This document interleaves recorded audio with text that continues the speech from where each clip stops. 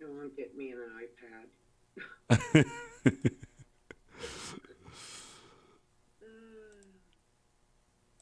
Nope. Okay, I'm gonna get ready and start the introduction. Or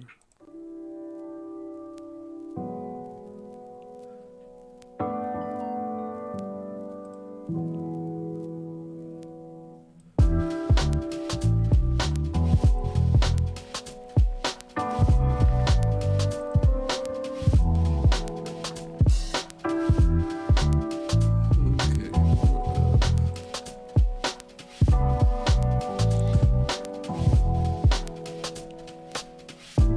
we're connecting there.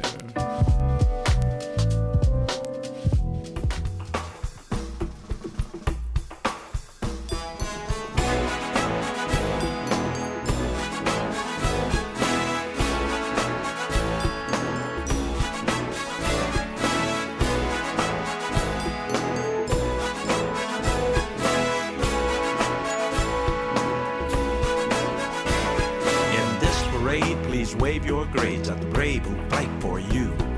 If you don't gain, they fight in vain. Show them what you can do. Show them what you can do. Please show them what you can do. I said, in this parade, please wave your grades at the brave who fight for you.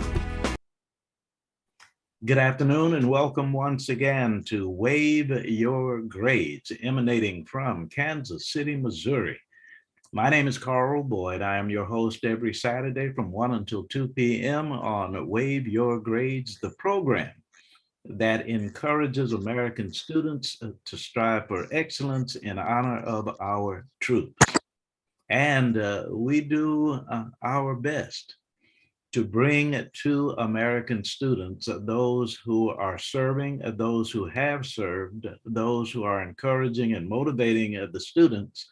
And today, that phrase fits when I say we do our best, because we have two of the best guests we could ever have invited, and they were kind enough to come on to Wave Your Grades.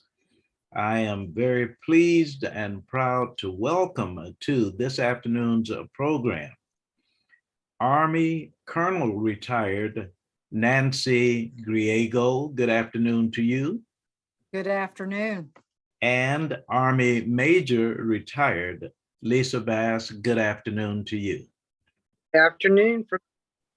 This is such an honor and such a pleasure, because we're going to talk about a book.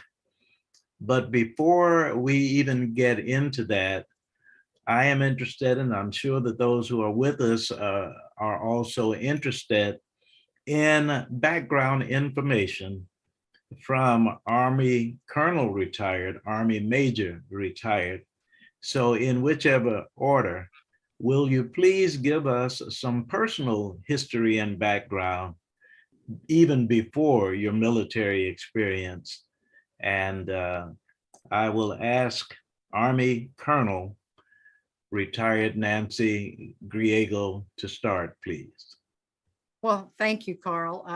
It's a pleasure and an honor being on your radio show. Thank you. And I feel so privileged. So thank you.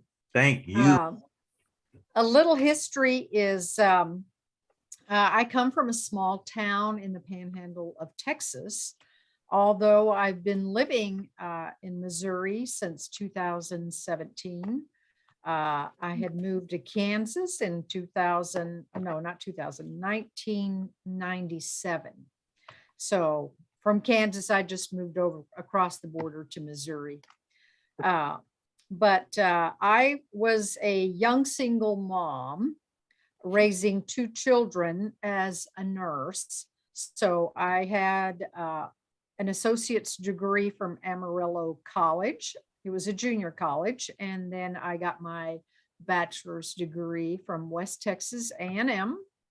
And that's how I started my military career.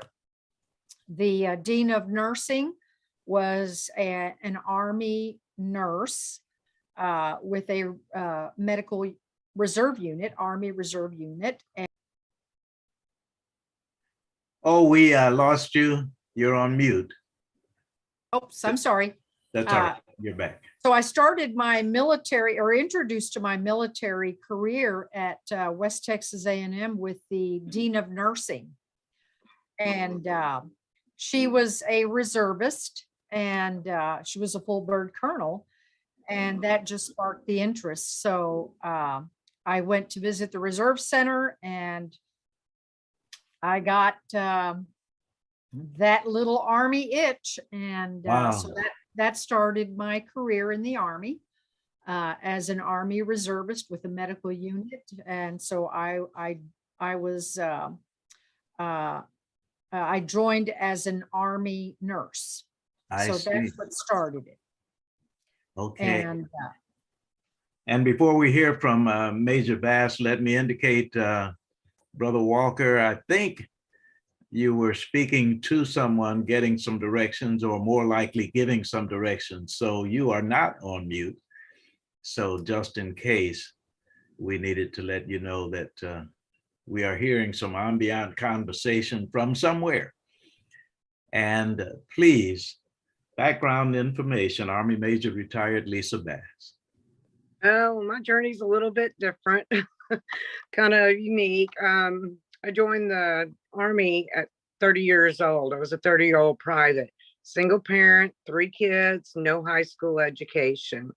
Ended up getting my bachelor's degree, and then went on to officer candidate school, and then went on and then commissioned as an engineer, and then went on to airborne school as a grandmother, and then became the first female airborne commander in the 173rd Airborne Brigade Combat Team.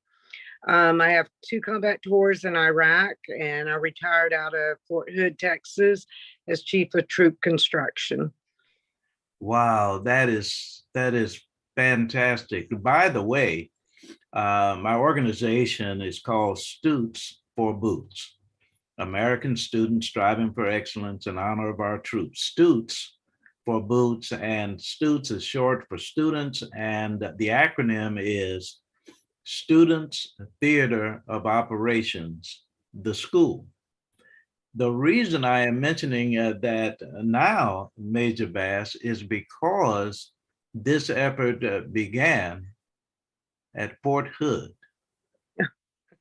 As a matter of fact, I was asked to speak in Killeen, Texas, and was later asked to present in Waco.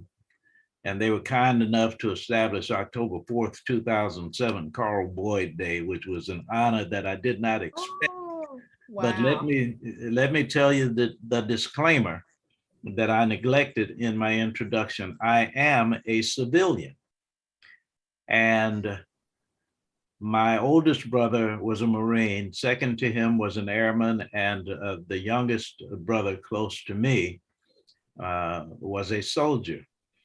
And I feel that I owed them because of the service they rendered. And I am asking students. So when I was at Fort Hood, which is not a small destination, by the way, I asked those students to devote their excellence to their parents, those who are in their families. Ladies, let me say something right now, and sure would like for a response. But very casually, I said Army Colonel retired. Very casually, I said Army Major retired. I don't know everything about the book, but what I do know is you are deserving of much more than a casual introduction when we are looking at 2 female officers.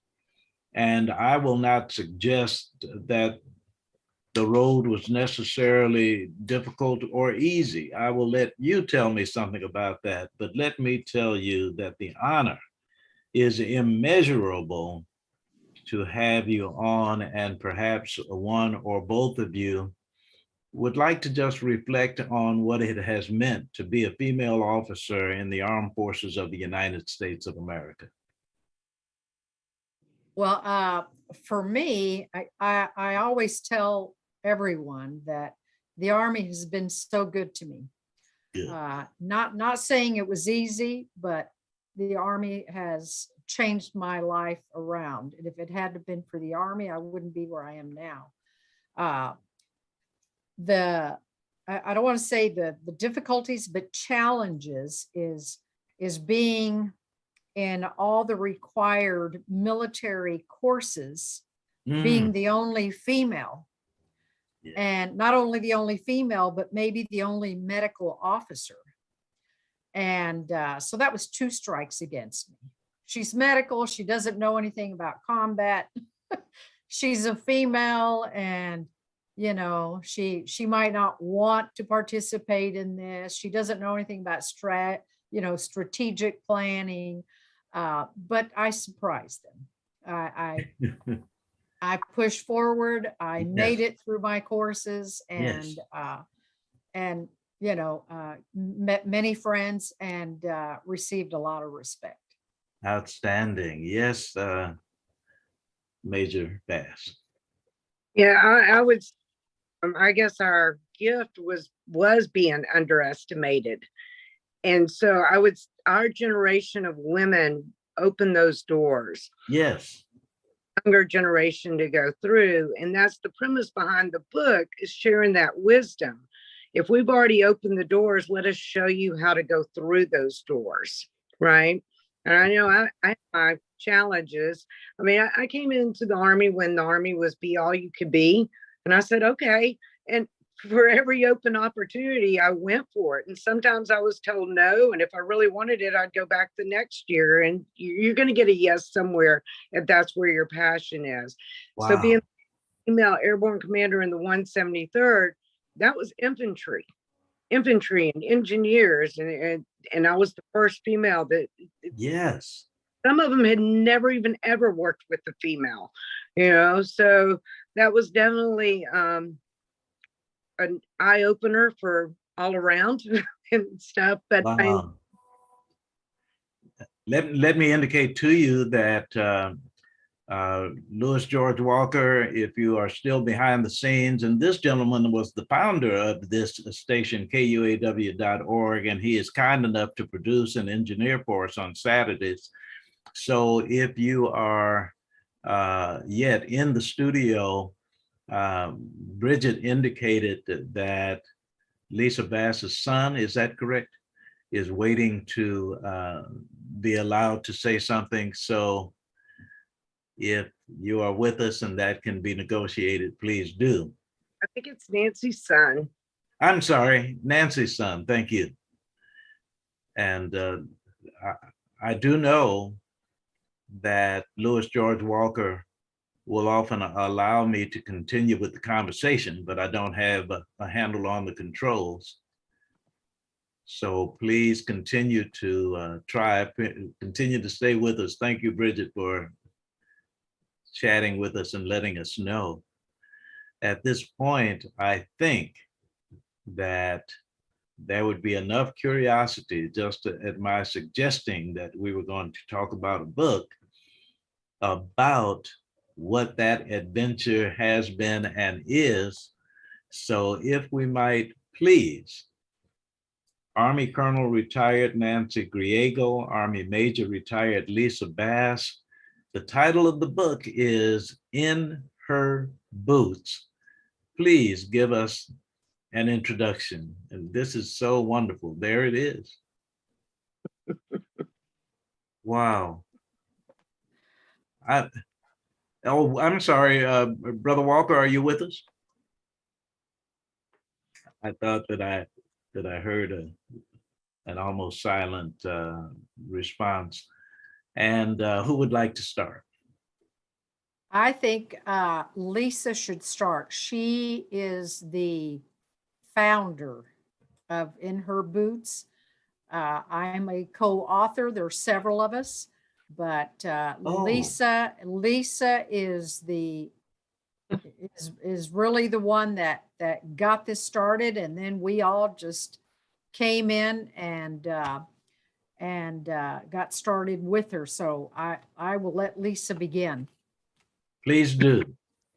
Thanks, Nancy. Yeah, well, I couldn't have done theme, that's for sure. I had an idea. I was watching the statistics and while I was in Iraq and listening to the briefings. I was an engineer in Iraq. I actually was in charge of the drawdown efforts, our construction efforts in Iraq. So we didn't leave an unleft project done. So going from there, watching those statistics, I mean, I really got it that they were missing the point. Your senior leaders, they were all about infrastructure, correct the infrastructure around, like more lighting. If I wore my reflective belt, that was going to prevent sexual assault. And I just thought, wow, if I'm wearing my reflective belt, I'm coming around a T-wall at night. Really, it's saying, here I am. That was not what was going on. Our statistics showed that the victims knew their predator. And so that needed to be addressed. And we all understood no means no. Everybody knew how to report. I mean, the Army does a great job. Well, all of the Department of Defense on explaining, how to report. But what was missing was the female element, the women talking to women. I mean, the men communicate different and women communicate different. And so using our rank pretty much and going, hey, stepping in and figuring out a way and going out and talking to these women. And we did. We had one conference in Baghdad, and the next thing you know, we were flying all over the battlefield, talking to junior female service members about coming up through the ranks and sexual assault prevention strategy. And after we all retired, I just couldn't let it go. And so I was like, everything we talked about, we need to put in a book.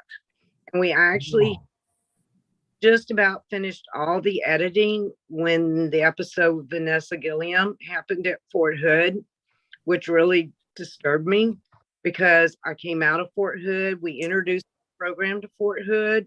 We actually started the program under Secretary of Defense, General Austin. And so, like, why aren't we getting traction here? Why are these numbers still going up?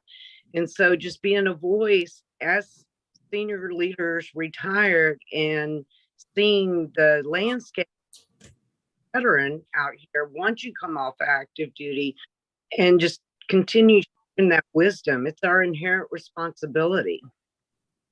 Now, when each of you showed the cover of the book, I did not see the cover prominently as I wish that I had. And I have the title In Her Boots, but most prominently displayed was sexual assault. So that is what I am looking at. I need not ask if that is what the book is about. Well, actually, it's more about strategies. And if you understand life strategies and you implement, that will reduce sexual assault. If you learn those life skills. I mean, our victims are between 18 and 24. It's because they haven't developed the maturity or have the knowledge and experience in handling a situation. Where if we can share that wisdom and reduce that learning gap, maybe, we can go in and reduce those numbers. Because the impact happen in the military, it carries over into the civilian world as a veteran. And so if we can prevent that at all costs, that's what we're trying to do. Yeah. I will say the book is forwarded by a 2-star general, retired Major General Cox. He actually wanted to start the program in Iraq and jumped in when I asked him for a recommendation or a forward for the book.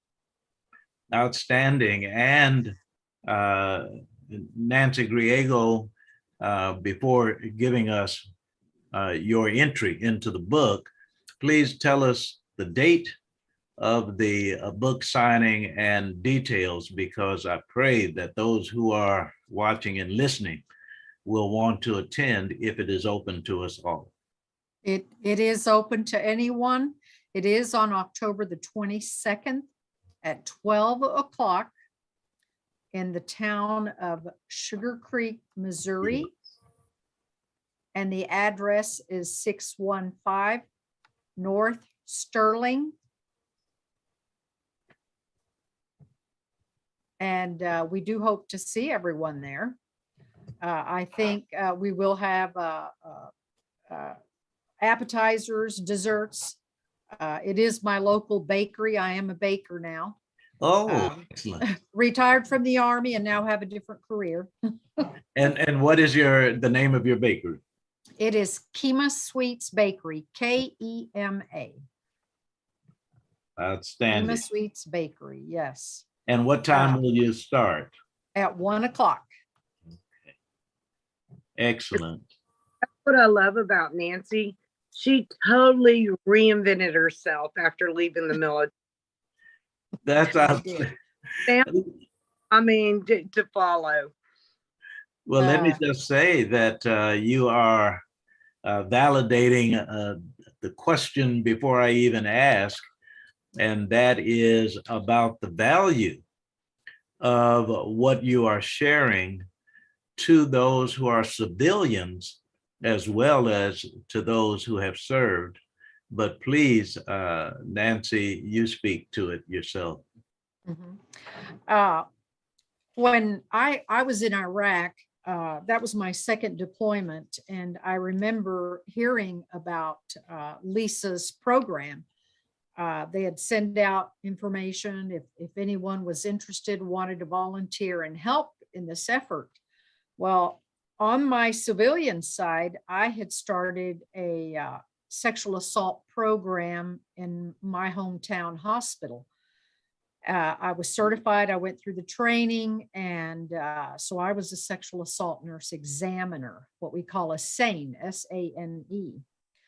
And through my 2 deployments, the first deployment in 2003, I did have a commander who asked me what that was on my resume. He says, "What is a SANE?" And I explained to him. He said, "Oh," and that was the last, we spoke about it.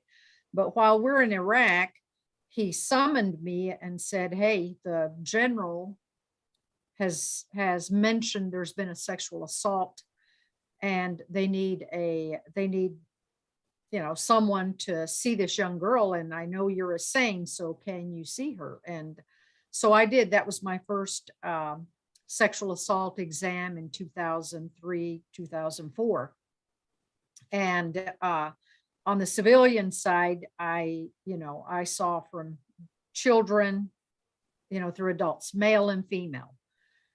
So my second, the second deployment, I had another incident as well. So my portion in the book is, I basically explain what happens to this victim once she arrives at a hospital or is accompanied by a nurse. So I go through the process of, I explain what trauma she's gone through, and a lot of your victims are afraid. They don't know what they're going to encounter.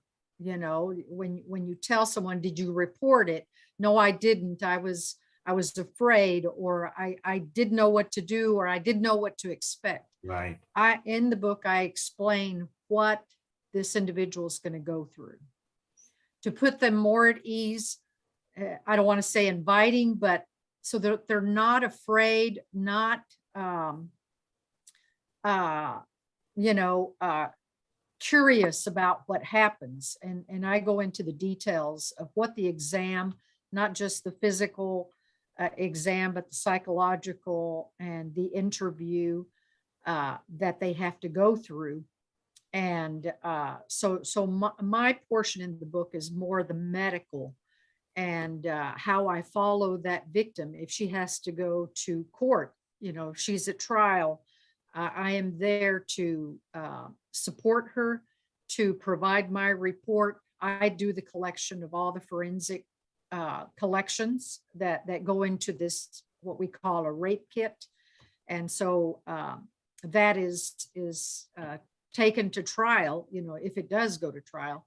And so I am on her side to explain what happened, and I show this forensic evidence as well.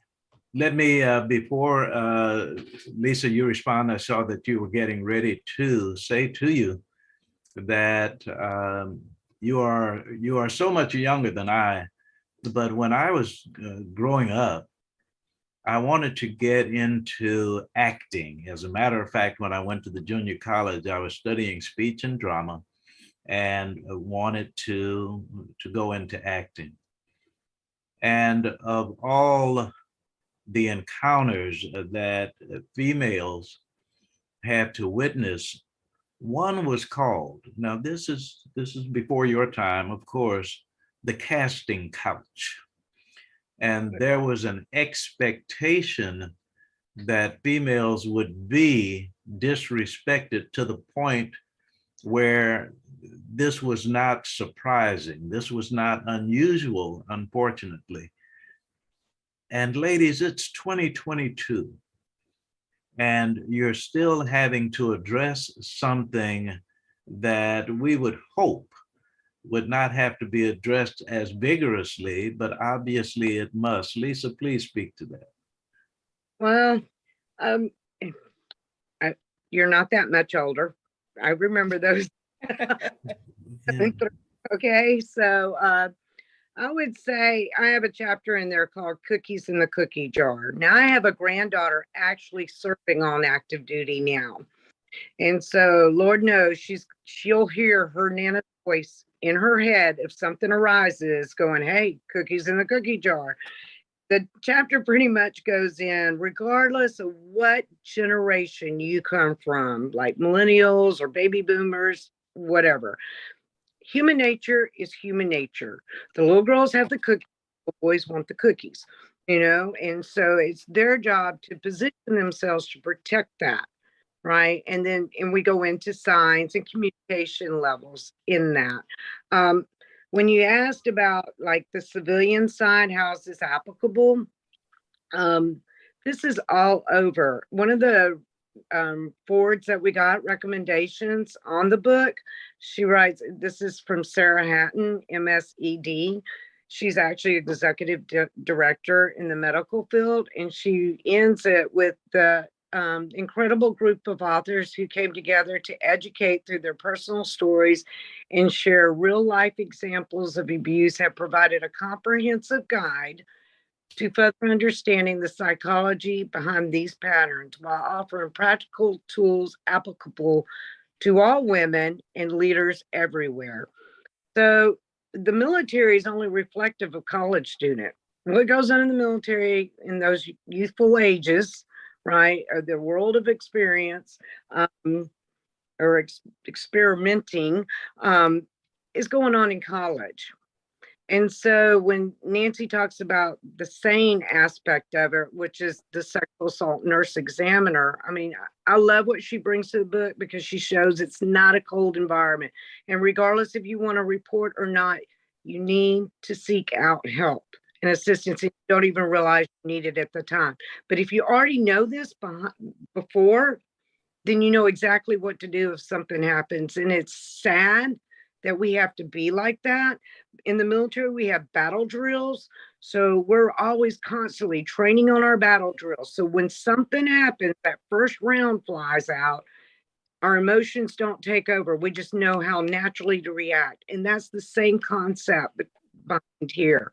If women know, and even males, this is not just for women. We're just speaking from a woman's perspective, but even males, that if they're assaulted, if they already know what to do, then they're going to go do it. And that's going to set them up for further success versus suffering in silence.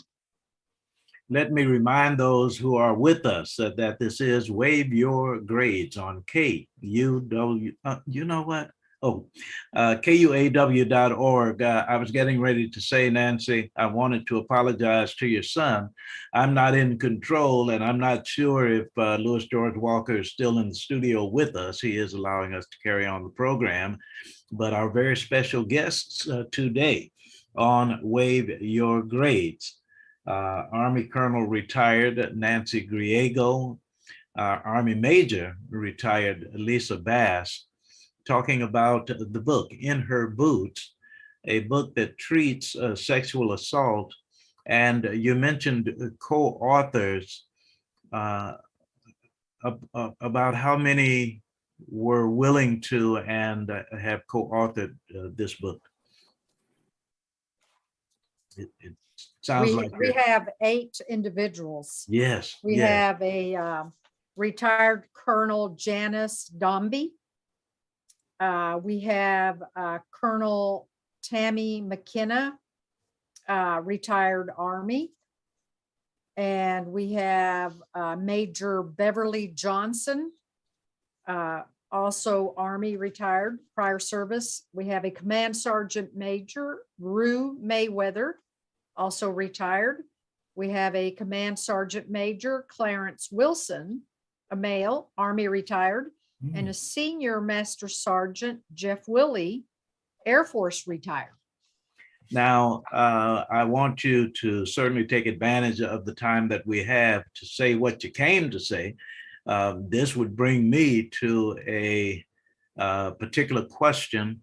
So you can address the question I asked, but first, if there was something else on your mind, please make sure you say what you came to say. My question is, are there people who act surprised, who seem surprised, or who are surprised that you have male contributors to the book? Yes, I'll take this one, Nancy. Yeah. The beauty about it is the women that contributed most, like the first, I was the first female commander in the 173rd. So these men are, they truly opened the door. The male perspective that is brought. Clarence does a great job. I mean, we were in Iraq traveling the battlefield. He could just so relate to those young ladies and put things in perspective of how the male is going to come to you and bring it to an understanding that they understood. These gentlemen that contributed is because they're tired of it too. They don't want their daughters, mothers, sisters, assaulted. And so whatever they can do to help arm our female population, that's what they're contributing about. Well, when I think about Nancy, what has been repeated and appreciated as it relates to SANE, I am certain that we want whatever audience it is to know that this is not a book that is singularly aimed at military personnel. Absolutely, Carl. Any individual picking up this book would gain the knowledge for prevention, treatment. I have had individuals from our VFW read the book, and they weren't shocked, but they said, "Yeah, I wished I'd have known this," or Ooh. wow, I didn't know this. I didn't know there was this type of help." So anyone, whether you're military or not, can gain from this. And like Lisa said, male and female. Yes. And I've had women, even in their 50s, read the book and go, oh my gosh, looking back on their life, and they'll go, basic life strategies, right? And they'll go, oh, that's what happened. It's like ding, ding, ding, right? Like unknowns in your life. Like, why did that happen? It just kind of brought it full circle.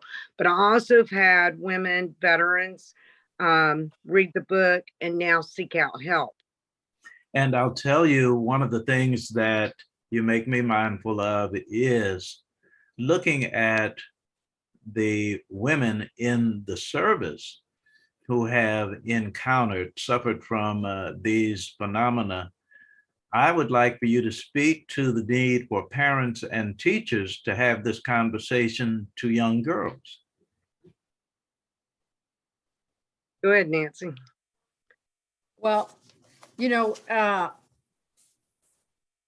any leader, whether teacher, military leader, you know, anyone in some type of authority, in reading this book would have the knowledge, the wisdom, I believe, to be able to guide or be able to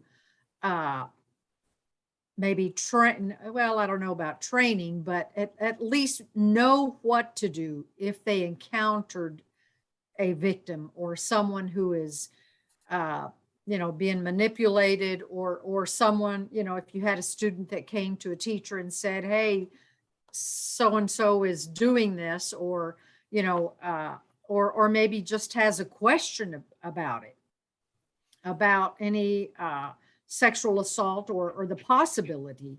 I think that as a leader, you would, you know, in reading the book, you would have the tools to work with. And, you know, in the military, we talk about our ranks. And as a ranking leader, you have a lot of authority. And many times, unfortunately, some of these sexual assaults happen between the ranks.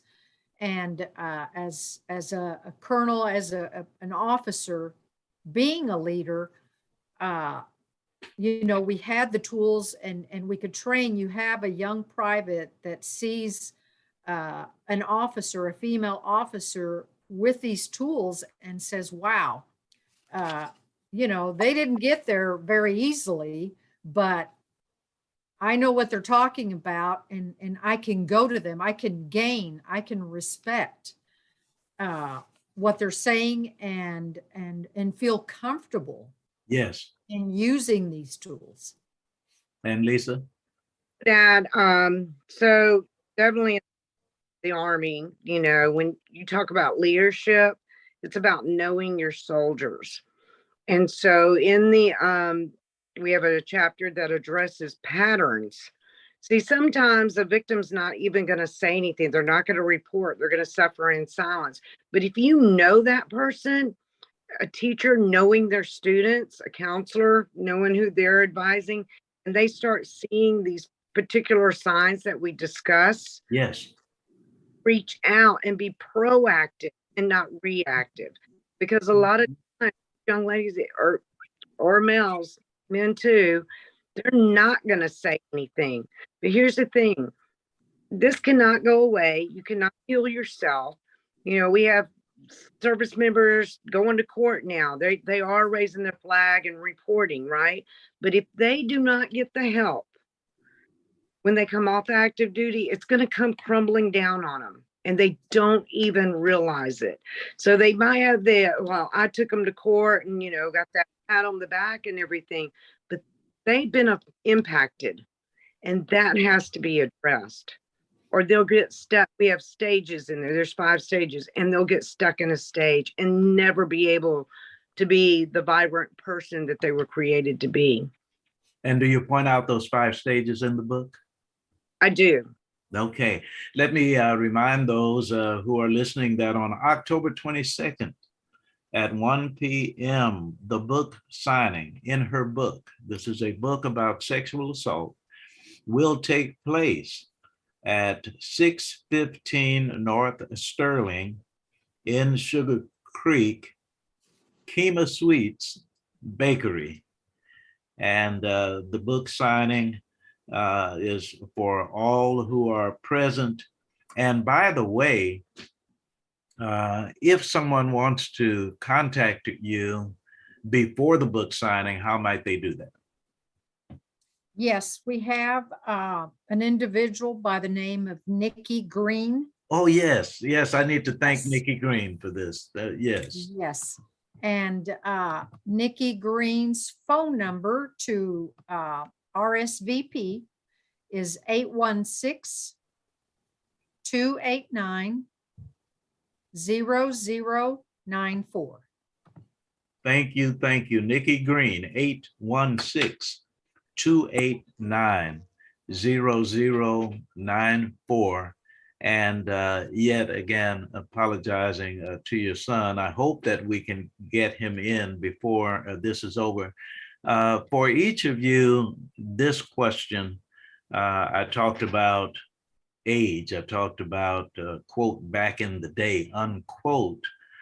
Do you find that in 2022, in the era in which we are living now, that there are victims who are more prone, because of the various media talking about it, to come to you or to deal with it than they were? Or is it a problem that's more prevalent than we would guess it is?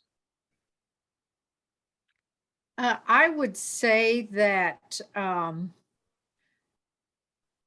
there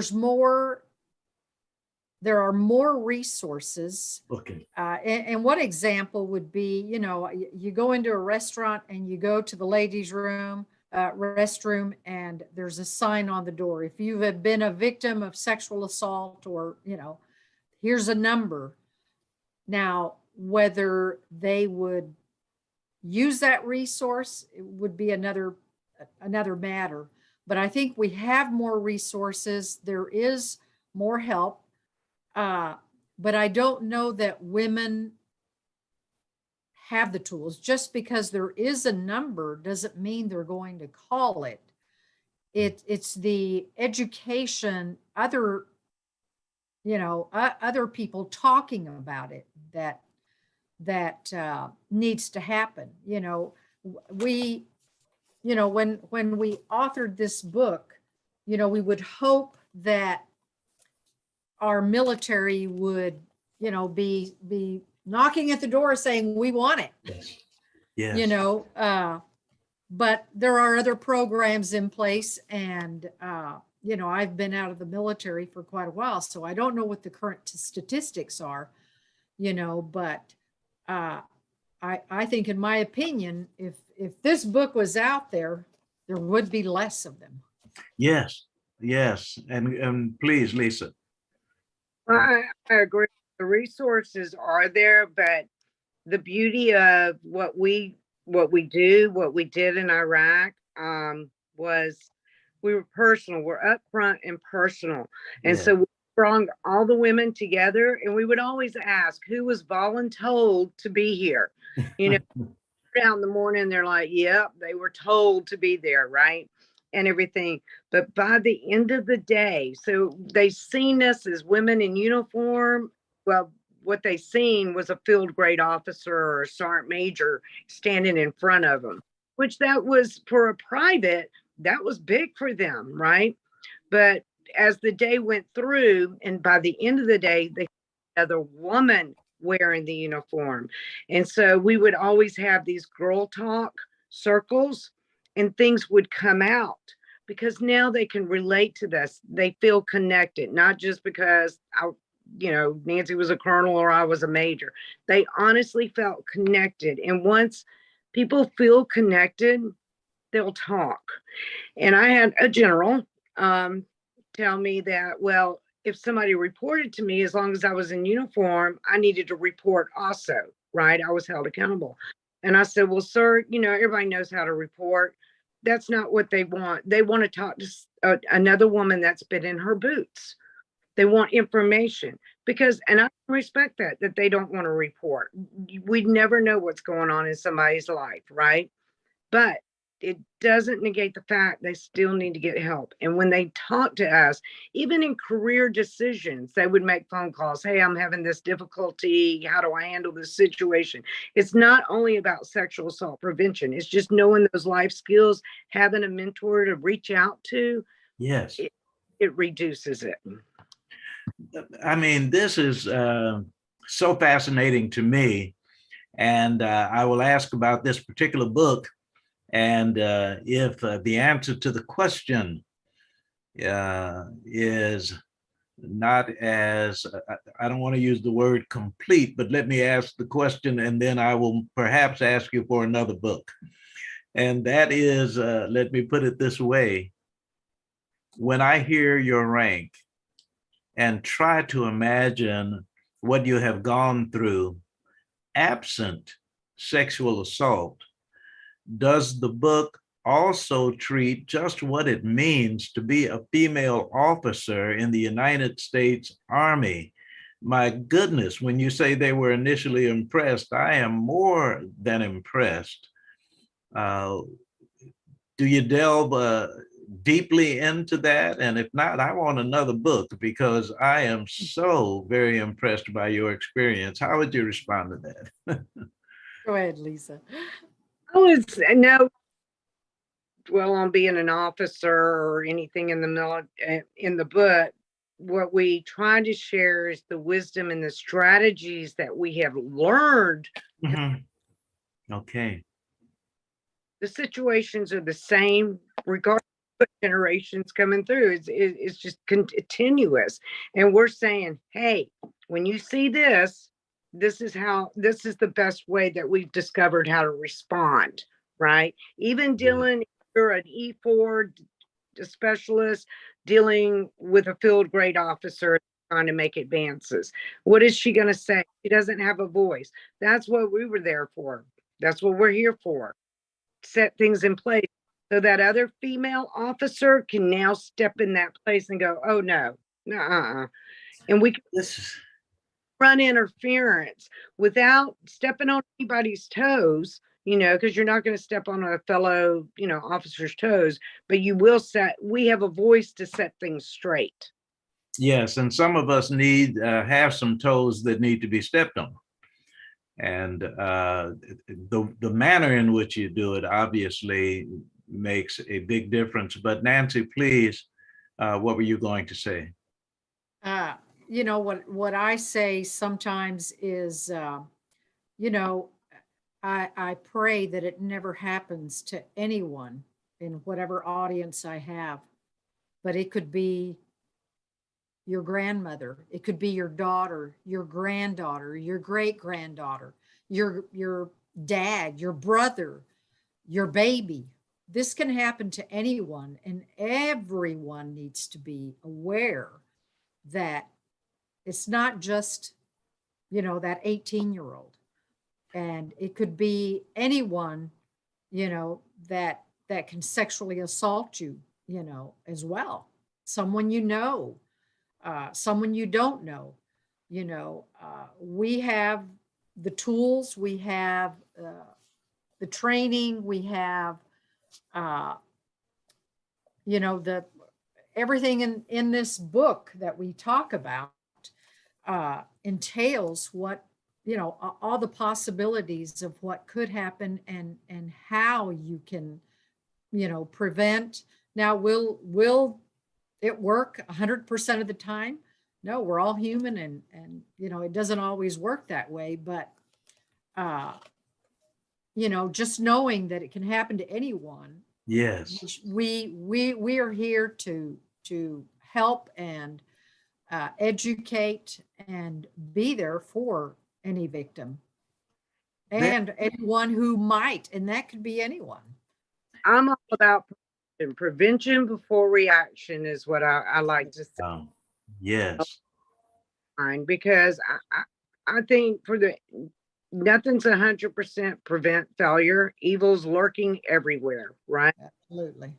Good night. If you can guard against it, I talk about the heart in there in the book about it's your CP, which is command post. And when you deploy and everything, the soldiers, that's their main mission. They got to protect that CP.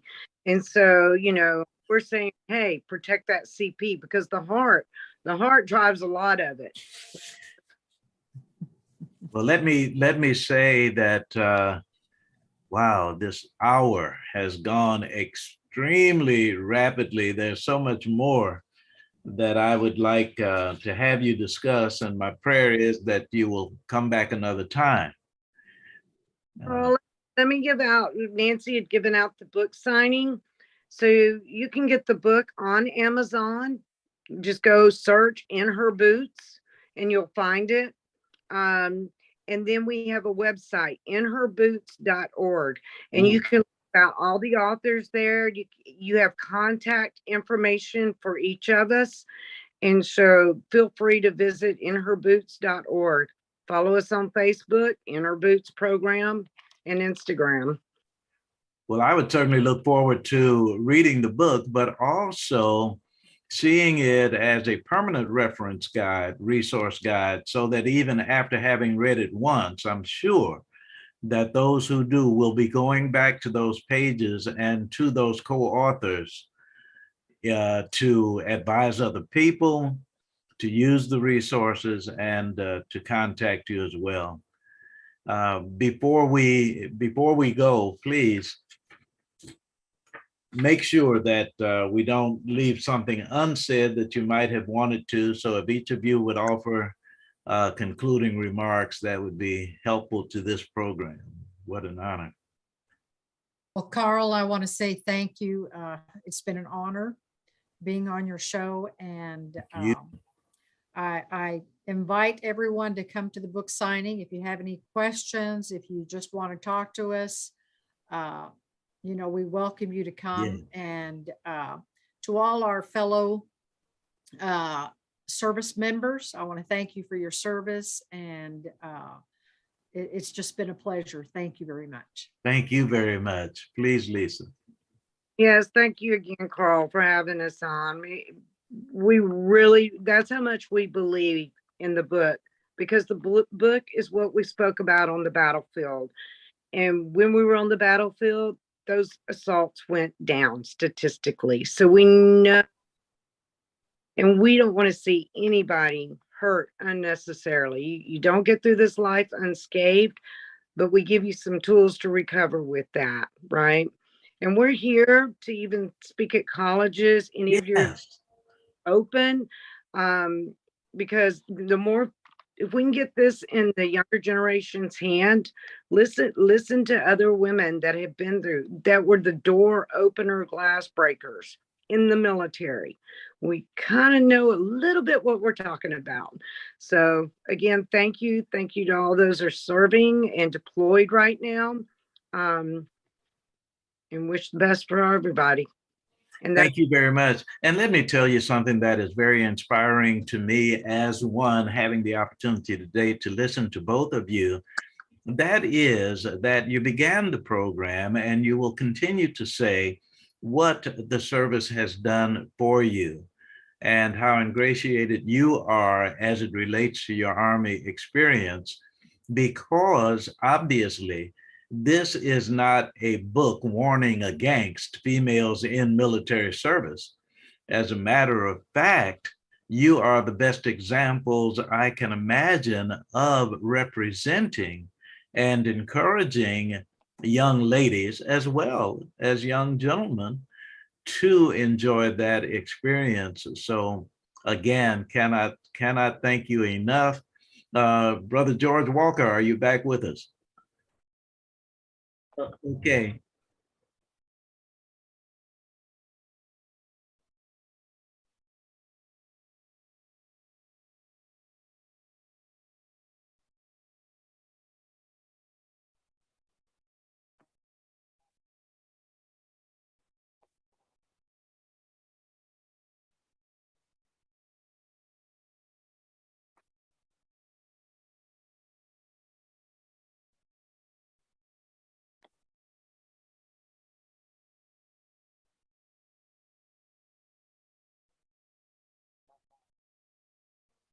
And do I have time for a sign off? Okay. Oh, that's right. That's right. Ladies, I have a calendar book that is called Morning Messages, and it is a message a day for American students. So there are 366, and they go like this, and this is the one for today. To students across the USA, your Stoots for Boots message for this day, October 8th. Our troops are no stronger than the schools preparing them to lead. Our troops are no stronger than the schools preparing them to lead. My name is Carl Boyd. Thank you, Nancy Griego, Lisa Bass. Thank you, Louis George Walker, producer, engineer. Gracious God and wonderful Wanda, I'm on my way home. Thank you. Thank you. Thank you. Thank all. All We're right. Appreciate you. Are you still there? I am. Okay, so I don't know if Nancy told